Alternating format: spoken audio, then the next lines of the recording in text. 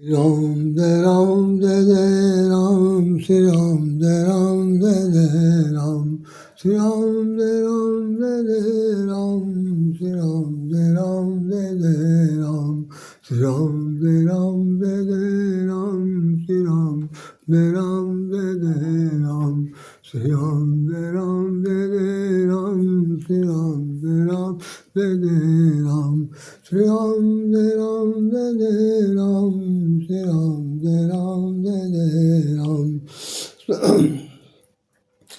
बड़े भाग मानुष तन पावा सुर दुर्लभ सब ग्रंथ निगावा। आइए हम लोग बोले साहब रामचंद्र महाराज जी की जय। आज आपके सामने दो शब्द कहने की बात चेष्टा कर रहा हूँ मैं, और निवेदन यही है कि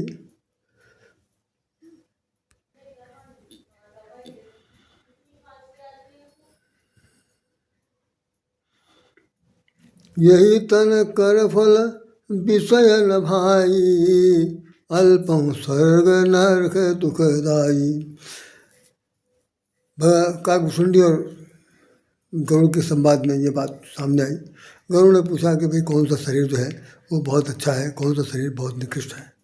तो काकभूषुंडी ने कहा कि नर तन सम नहीं कौन होते ही, जीव चराचर जातक ते ही। इस संसार में 84 लाख योनियाँ हैं, उन सभी योनियों में सिर्फ नर्तन सम, मनुष्य के शरीर के समान दूसरा कोई सर्वश्रेष्ठ, सर्वोत्तम, उत्कृष्ट कोई दूसरा शरीर नहीं। सबसे दुर्लभ कौन शरीरा, ये उन्होंने पूछा था, सबसे दुर्लभ कौन शरीरा।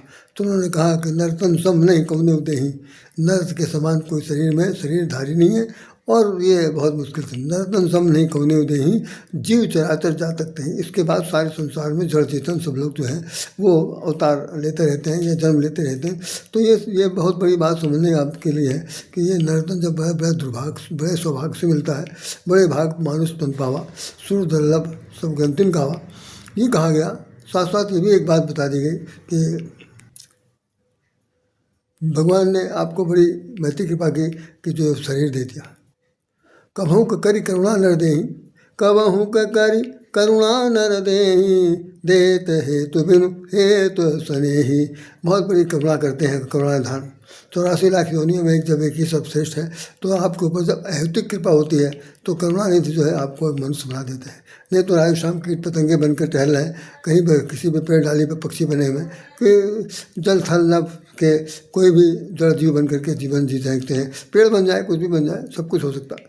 लेकिन कबहू का करी, कबहू का करी, अंडरलाइन करिए, कबहू का करी करुणा नर देही, देत लेत बिन हेतु से नहीं, बिना किसी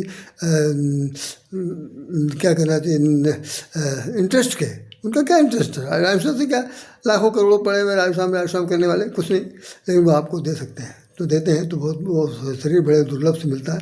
और ये दुर्लभ को पाने के लिए सुर बड़े भाग पाए, बड़े भाग मानुष तन पावा, सुर दुर्लभ सब ग्रंथिन गावा। सब ग्रंथ गाते हैं कि देवताओं को भी ये शरीर दुर्लभ है, क्योंकि इस शरीर को पाने के बाद व्यक्ति जो है वो तमाम प्रकार के भोग कर सकता है। लेकिन शरीर के बिना देवता जो लोग हैं वो केवल सुगंध लेने आते हैं, वास लेने आते हैं, और उनके पास शरीर ना होने की वजह से वो पछताते रहते हैं कभी कभी। लेकिन होता क्या है कि जो देवता है ना, पहले मनुष्य ही तो, पहले मनुष्य देवता ही मनुष्य बनता है, और मनुष्य ही राक्षस बनता, मनुष्य ही जड़ योनि में आता। फिर उससे जब तरक्की करता है, तरह तरह के अच्छे अच्छे काम करते हुए भगवान जब उस पर कृपा करते हैं, उसके भोग को स्थिति देखते हैं, तो कभी कभी लोग कहते हैं भाई ये तो पूरा देवता है। आदमी को ही कह दिया जाता है, आपस में बात करते कहते देवता है। यदि देवता होता है नहीं है तो बहुत बात की बात है, लेकिन कभी उसके कारनामों को देख करके, उसके कृतित्व व्यक्तित्व को देख करके जब किसी के मुखारबत से बात निकल जाए कि भाई ये तो देवता के समान है, देवता है, तो निश्चित समझ लीजिए कि जब यहाँ से देवता का शब्द जो है रिकमेंडेशन हो गया, तो हो सकता है भगवान भी इसको रिकमेंड कर दे। तो भाई जिसको मनुष्य शरीर मिलना होगा, मनुष्य शरीर से देवता बनना होगा, देवता बन जाता। तो यहाँ हमारे श्रीमद् भागवत में लिखा हुआ है कि जो दो लोक में जहाँ देवता निवास करते हैं, उनमें भी आपस में होड़ रहती है।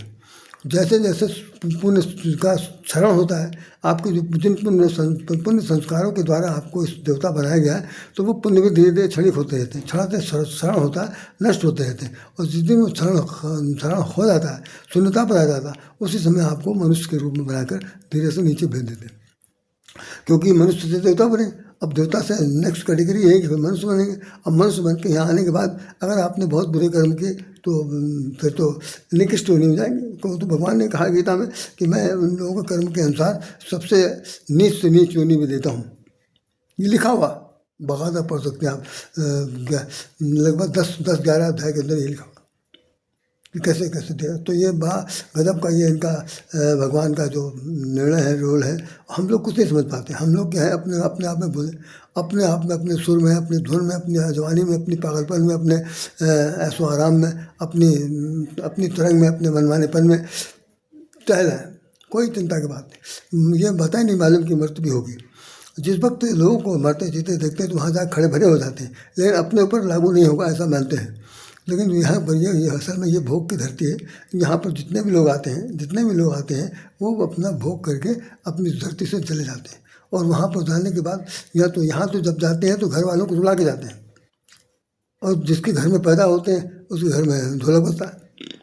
आत्मा वही है, लेकिन शरीर धारण करती है। तो उसमें शरीर धारण करने में भी कई बात होती है कि कई बार व्यक्ति विशेष जो है ना, कि पूर्व जन्म के संस्कारों के आधार पर उसको जब योनि मिलती है तो उसका भी कहीं से लिंकअप होता है कि भाई उन्होंने कह रखा है कि अगले जन्म, जैसे भगवान ने कहा कि तुम जाओ और मैं जाकर मनुष्य शत्रुपा से कि तुम जाओ राज करो, तब तुम ये समय पूरा हो जाएगा ना, तो हो अवध भुआल, तब मैं हो तुम्हार शुद्ध। तो क्या हुआ, पहले तो बैकुंठ में गए, बैकुंठ में मनुष्य शत्रुपा ने निवास किया। जब वहाँ उनका कार्यकाल पूरा समाप्त हो गया तो हो हम अवध भुआल, पुनर्जन्म, तुम्हारा पुनर्जन्म होगा यहाँ धरती पर। दशरथ उसको 16 बन करके हो गए। ते दशरथ कौशल्या रूपा, ये लिखा हुआ है रामायण में। मनु शत्रुपा कश्यप अदित महातप कीना तिनका मैं पूरब बरदीना, ते दशरथ कौशल्या रूपा। तो ये पूर्व जन्म के संस्कार से जुड़ा हुआ है। तो हम लोग भी कभी किसी के आज माता पिता भाई बंधु सगे बंधु हैं, अब जाएंगे किसी गोद में खेलेंगे मृत्यु होने तक। तो जितने दिन तक हमारे भोग करने की स्थिति है वो तो हमारे आपको सबके साथ रहेगी। एक बात मैं कहना चाहता हूँ इस बात को ख़त्म करने से पहले कि ध्यान रखिएगा जितना समय अब बचा है, बचो खुचो जो समय रहे है, राम राम कह डाल। बचो खुचो जो समय रहे है, राम राम कह डाल। मरते समय चूक जब काल दबोची हैं, समय चूक जब काल दबोची हैं, कही हो कवन हवाल। रे मनुआ पर खोना वही काल, रे मनुआ पर खोना वही काल। परखत परखत तृपन गमायो, गिनत गिनत हर साल। परखते परखते 3 पन गुजर गया, 75 साल की उम्र हो गई। गिनत गिनत हर साल, एक साल आदमी जा, एक साल एक बिकता, करते करते 75 साल हो गया। 53 गमायो और गिनत गिनत हर साल। अब क्या है, आधी उम्र बिलासी बीती, आधी आज में ठाल रे मनुआ पर खोना वही काल। और जो आधा बचा है उसमें भी आधा टाल है। तो ये हम लोगों की जो मूर्खता है ना, वो यहाँ तक कि छुड़ाया नहीं छोड़ती। तो जिस दिन जो लोगों को सावधान होना होता नहीं कि जब चेत लो तब सवेरा।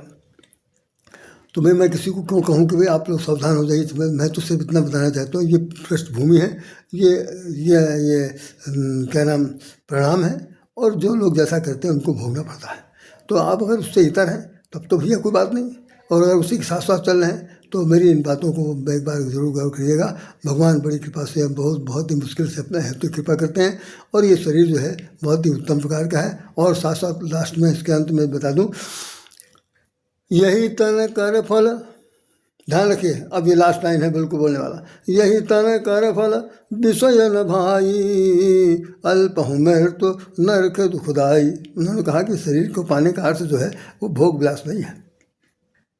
यही तन कर फल विषय न भाई, इस शरीर को पाने का अर्थ विषय भोग करना बिल्कुल नहीं है।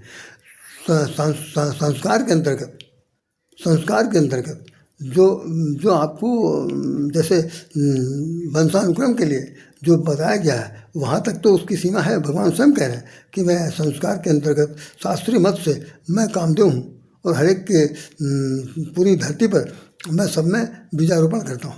पूरी धरती के जो है वो क्या है, वो योनि है, और हम जो है उसको गर्भाधान के लिए हम बीजारोपण करते हैं। तो बीजारोपण अकेले कहाँ से करेंगे, सोचने वाली बात। तो वो हम सब लोगों के रूप में प्रकट होते हैं, नाना भांति नाम अवतारा। अब कोई रमेश है, कोई दिनेश है, कोई गणेश है, कोई सुरेश है, कोई रमेश, कोई राजश्याम है, फलायन है, ये सब क्या है, ईश्वर हमसे जीव बनाते हैं।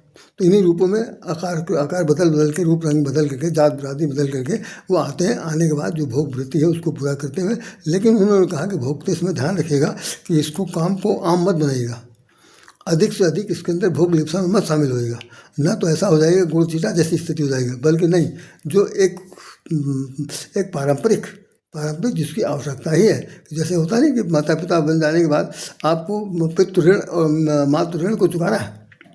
अगर आप नहीं चुकाएंगे तो आपको ये ऋण चुकाने के लिए कई जन्म लेने पड़ेंगे। तो भाई हमें अपने पिताजी का ऋण चुकाने के लिए धरती पर आना पड़ा। बच्चे जो हमसे पैदा हुए उनको भी अपना ऋण चुकाने के लिए जन्म लेना ही पड़ेगा।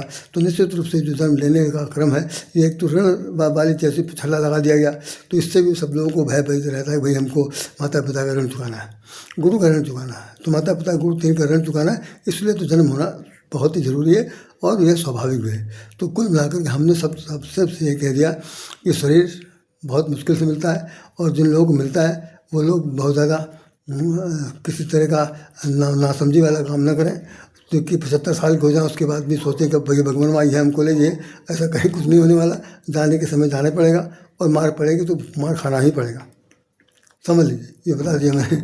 तो इसलिए भगवान उन्होंने कहा कि भाई भगवान कह रहे हैं कि भाई यही तन कर फल विषय न भाई, भगवान की वाणी है ये, यही तन कर फल विषय न भाई, अल्पं स्वर्ग नरक दुखदाई। इसके बराबर कोई दूसरा शरीर नहीं है। तो उसके बाद अगर कुछ होगा तो नरक बहुत दुखदाई मिलेगा। तो दुखदाई नरक न मिले और हमारा संस्कार सही ढंग से हो जाए, तो इन सब चीज़ों को ध्यान में रखते हुए अब बहुत ही सात्विक हैं, सत्यपति रहें, सत्य कर्म करें। सत्य कर्म में से सबसे बड़ी बात यह है कि अगर कुछ नहीं कर सकते तो सेवा भाव, निष्काम भाव से जिस किसी काम आ सकते हैं, तन से, मन से, धन से, तो आप उसकी सेवा करें। जो आपके पास है उससे करें।